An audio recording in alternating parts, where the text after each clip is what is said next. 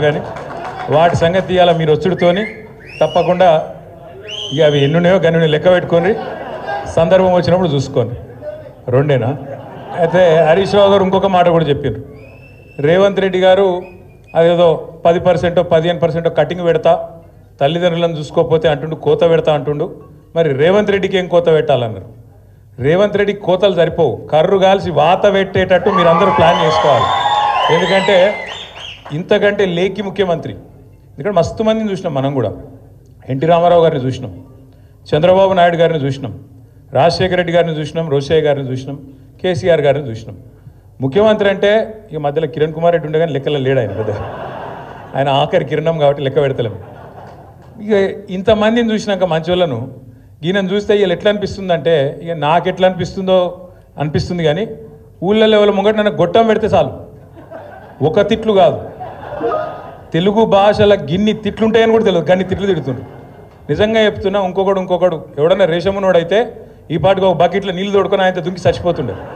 రేవంత్ రెడ్డి కాబట్టి నడిచిపోతుంది. సిగ్గు ఇజ్జతు మానం ఏం లేవు. అరే నోరా మోరే అది. ఎలక్షన్ల ముందు ఏం చెప్పిండే ఆయన? మీ ఉరుకుర్రి 2 లక్షల రుణం తెచ్చుకోండి, నేను చెప్తానే ఉన్నా, వస్తూనే ఉన్నా, 9వ తారీఖు సంతకం అన్నాడు. మళ్ళీ ఇప్పటి వరకు 50,000 కోట్ల రుణమాఫీ అని ఇప్పటిదాకా రైతుల ఖాతాల్లో 12-13 కోట్లు కూడా దాటలే వేసింది. కానీ అయిపోయిందని చెప్పి ఇలా ఉదరగొట్టే ఉపన్యాసాలు. రైతు బంధు కేసీఆర్ బిచ్చమేసినట్టు 10,000 ఇస్తుండు, నేను 15,000 ఇస్తా, నేను నన్ను ఓటేయండి గుద్దుండ్రి అన్నాడు. కేసీఆర్ 2 పంటలకు ఇస్తుండు, నేను 3 పంటలకు ఇస్తా అన్నాడు. వేసిండా రైతు బంధు? వస్తుందా? ఇలా సిగ్గు లేకుండా 2 సార్లు ఎగ్గొట్టి మొన్న అది కూడా మళ్ళీ అరకొరగానే వేసి 15,000 అని చెప్పి 12,000 ఇచ్చి దానికోసం అట సంబరాలు చేసుకోండి, ఇక మొత్తం దేశమంతా ఉరికురికి సంబరాలు చేసుకోండి అని చెప్పి రైతు వేదికల కాడ సంబరాలు చేసుకోమని చెప్తా ఉన్నాడు. దాంతోపాటు ఎన్ని మాటలు! అత్తకు 4,000 ఇస్తా, అత్తకు 4,000, కోడలకు 2,500 వచ్చినాయి. అత్తకు 4,000, కోడలకు 2,500. ఇక సిగ్గు లేకుండా ఇంకా మాట్లాడతాడు రేవంత్ రెడ్డి. ఈసారి 100 గెలుస్తాడట, 100. అందుకే నేను చెప్పిన 100 నీ బొందనా అని చెప్పిన నేను. నిజంగా కూడా ఇప్పుడు మరి ఆయనకు నాకు ఇట్లా మాట్లాడేది ఇష్టం ఉండదు నిజానికి, కానీ ఆయనకు ఆయన భాషనే అర్థమవుతుంది. ఎవడన్నా ముఖ్యమంత్రి ప్రపంచంలో, మొత్తం ప్రపంచంలో ఎక్కడన్నా ఏం చేస్తారు? ఆయన కోసుక తింటారా అంటాడు? అంటాడా అసలు? ఎవడన్నా బుద్ధినోడు? ఎవడన్నా ముఖ్యమంత్రి ఢిల్లీకి పోతే నేను దొంగను చూసినట్టు చూస్తుండ్రు, చెప్పులు ఎత్తుకపోతాడేమో అని చెప్పి అపాయింట్మెంట్ ఇస్తలేరని చెప్పినోడు ఎవడు ఉన్నాడు ఇదివరకు? అందుకే నేను అన్నా, ఉత్తగానే అంటలేను, ఉత్తగానే ఆయన తిట్టాలనే నోటి తీటతో అంటలేను. ఎన్టీ రామారావుని చూసినాం, చంద్రబాబు నాయుడిని చూసినాం, రాజశేఖర రెడ్డిని చూసినాం, రోషయ్య గారిని చూసినాం, కేసీఆర్ గారిని చూసినాం, ఇలాగ ఈయన చూస్తాను. చూసినాక ఏమనిపిస్తుంది మరి? గిసొంటి మాటలు మాట్లాడేటోడు తెల్లారి లేస్తే పనికిమాలిన మాటలు, అది ఇప్పుతే నోరు ఇప్పుతే పాపం ఇళ్ళకెళ్ళి డ్రైనేజ్ కంపు తప్ప ఇంకోటి రాదు. గబ్బు మాటలు, గబ్బు వ్యవహారాలు. కేసీఆర్ గారు లాంటి నాయకుడిని పట్టుకొని ఆయన మీద ఇష్టం ఉన్నట్టు మాట్లాడొచ్చునా? తెలంగాణ తెచ్చిన వ్యక్తి ఇయాలని కూడా కూర్చున్నావు అంటేనే, ఆ కుర్చీలో కూర్చునే భాగ్యం నీకు వచ్చిందంటేనే దానికి కారణం కేసీఆర్ అన్న ఆయన నేను గుర్తు చేస్తా ఉన్నా. కేసీఆరే లేకపోతే, టీఆర్ఎస్ఏ లేకపోతే, గులాబీ జెండానే ఎగరకపోతే తెలంగాణ వస్తుండేనా? అది తెలియదా రేవంత్ రెడ్డికి? ఇలా పనిచేసిపోయినట్టే కదా హరీష్ అన్న కింద మన జీవన్ లెక్క ఆయన కూడా శిష్యుడుండే.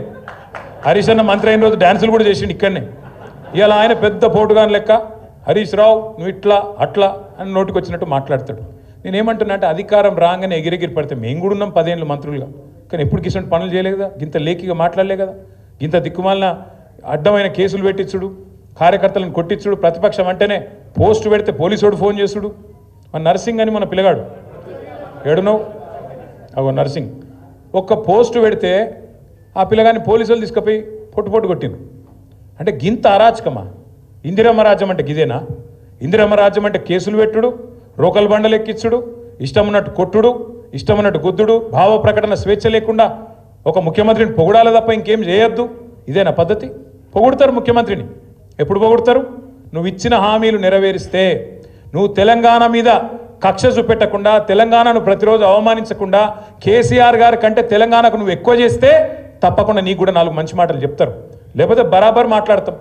తెలంగాణ సమాజంలోనే, తెలంగాణ రక్తంలోనే తిరుగుబాటు తత్వం ఉంటుంది. ఇలా 3.5 సంవత్సరాలు ముంగట పెట్టుకొని అధికార పార్టీని చీగొట్టి మళ్ళీ తిరిగి ప్రతిపక్ష పార్టీలకు రావడం అంటే మామూలు మాటలు కాదు.